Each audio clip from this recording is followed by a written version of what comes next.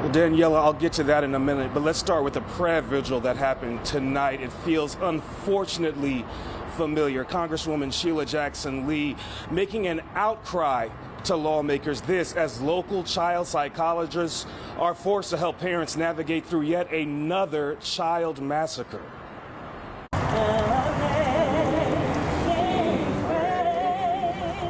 While hope persists, so do the growing numbers of deadly school shootings. Virginia Tech, 32 dead. Sandy Hook Elementary, babies, 26.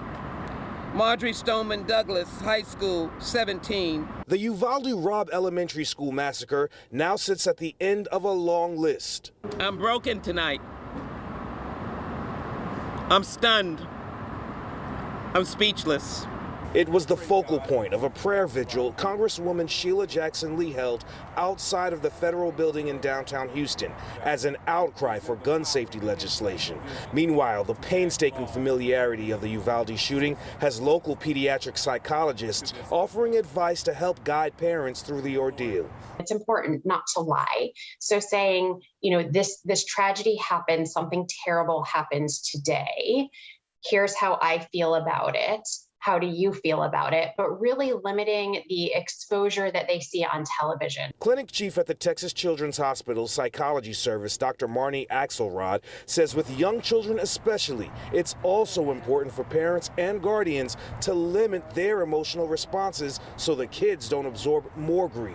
While with young children, we might say a terrible thing happened, children at school got hurt today.